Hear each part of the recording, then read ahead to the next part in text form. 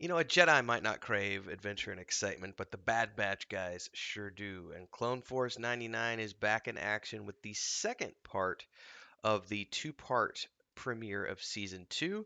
The first one is called Spoils of War, which we previously reviewed. This one is called The Ruins of War and picks up from where the cliffhanger episode of episode 1 left off. So, if you haven't watched the previous entry, go ahead and watch that.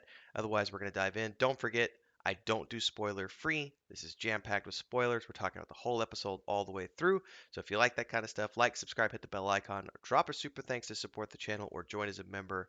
Check out the Patreon page and all the other things we do here. In the meantime, let's get into my show notes. So, this episode opens with this panning shot that is just really well done from the mountains and then the castle that they were robbing, and it pans upwards and you see all of the shipping containers falling down from the sky. Now, inside one of those shipping containers, of course, is Tech and Echo and Omega. And of course, they're panicking because the thrusters haven't gone off. But it's a kids show. You know the thrusters are going to go off, and eventually they do. Thrusters engage, and they're saved because that's the way this works.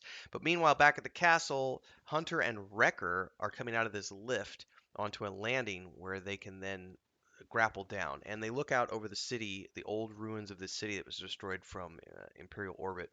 And I was wondering if maybe the lift was going to lead them to some secret storage place, but it didn't. It's just an escape place. All the other exits have been cut off. So Hunter says, hey, we can get out through the old ruins, use them as cover to get back to our ship, the Marauder. They then get in touch with Tech, who tells them that they've crashed or they're crashing with the shipping container at the upper reaches of the planet, and they come to halt on the edge of this cliff. Turns out, though, it's not a stable landing space, and down the cliff they go, crash landing on top of a tree on the edge of the cliffside, and a box falls, crushes Tech's leg, breaks his leg. So now we've established the issue for their group that's going to keep things fresh and exciting for the episode, because we got to have some sort of crisis, right? So Hunter and Wrecker are being hunted by stormtroopers, and that's their issue. And Tech, Echo, and Omega have to figure out how to get out of this box. So we've got two different dilemmas happening. Um, they do manage to get Tech out. They climb themselves up the cliff and get out, but the war chest is still in the containers. That causes an issue here, and Omega's freaking out about it. Why? Well, this kid's not stupid, and if you remember how I said in the previous episode, one of the things I loved was the fact that she overheard Hunter and Echo having this conversation about the funding and how, Hunter wants to go off into hiding to protect Omega, and Echo's like, no, we have got to defeat the Empire. It's never going to be safe, and so she heard that conversation, and she was holding her doll, and she very much feels like she is the reason that they're out here in the middle of all of this, and she's we got to get this war chest because it's the only way to give them a better life because they're trying to give me a better life. Um, Meanwhile, we're back to Hunter and Wrecker in the ruins, and this trooper leader is not stupid. He's on the lookout for them, setting up a perimeter. Hunter realizes this. He's like, "We got to go radio silent. Comms are being monitored." And while this is all going down, Tech and Echo are talking to him on the comms, and Omega sees an old man in the forest monitoring them. This old man, his name is Romar, he says, and he takes them to his home grudgingly, um, because he's like, "I don't really have a choice in the matter." But whoever this commander is, though, of the other troopers, he's not stupid because he's realized that they've split up their forces and he's going to divide his own troopers to try to capture them. He's sending out one group to find the containers and the other group is in the ruins, and he's leading the group in the ruins. But you got to remember, these guys are special forces, Bad Batch, and they see some separatist tanks and decide that they're going to find a way out of their sticky situation. But back with Romar, um, there's this discussion as they come in, and the old man's like, "So you guys are clone troopers who escaped from the Empire clones who used to be Republic clones, and now you're fighting against other clones."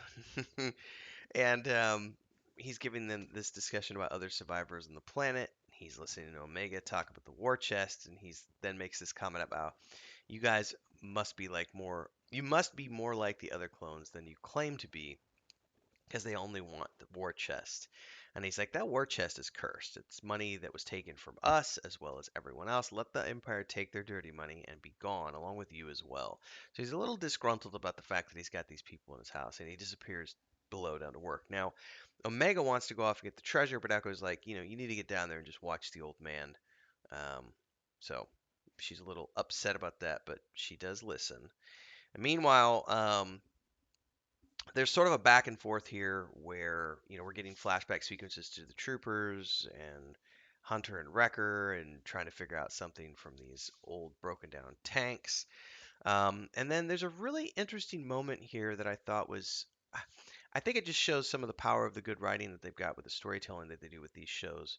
Romar is talking with Tech about this memory core that he pulls up from the basement, and that it contains like art and music and things from his people and their culture. And Tech refers to it as, "Oh my, that's excuse me, that's a separatist memory core. How amazing!" And he's like, "It's not a separatist. We're Serenian. Our culture existed before the war." And it goes to show you how even good people like Tech and Echo and these good guys sometimes forget that these cultures existed before Count Dooku came in and took them over and forced them to become part of the separatist army. And I thought that was a really cool look at, how people still have their own identities on these planets.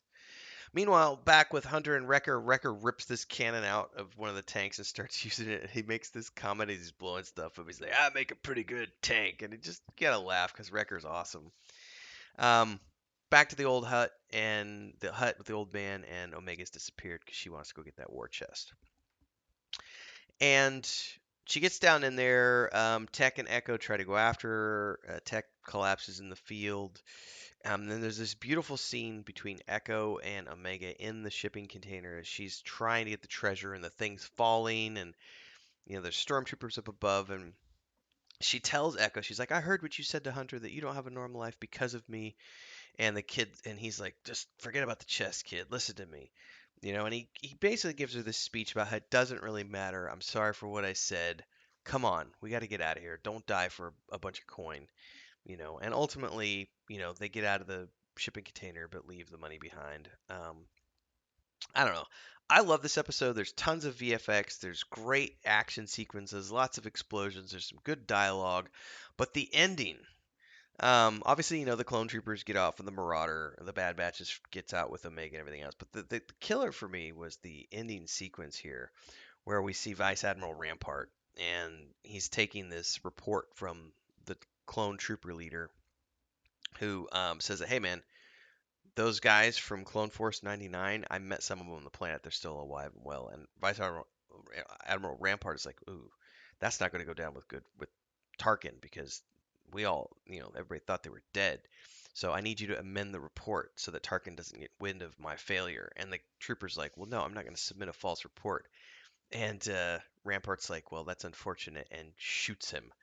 And this episode just ends on a really dark note, because not only does he shoot him, but then you see like the body falling. It's a wide shot from way out, but the body's falling off of this bridge or whatever after he shoots him, and then it just fades to black as Rampart's walking away, and it's like, oh man, like not a nice guy. And as much as this is a kids show, it has its darker elements that can appeal to the adults well as well. So, we've finished the premiere 2 episodes now, and we get to see. I don't know what the next story arc is going to be, because obviously they didn't get the treasure, so they're back at square one. So they're the same place they were at previously. So it's going to be interesting to see where they go from here and what the storyline for season 2 is going to be. So let me know your thoughts, comments below. Like, subscribe, hit that bell icon, support with a super thanks or a membership. Don't forget the Patreon page. Links are down below. May the force be with you. Look forward to the next episode with y'all. Until then.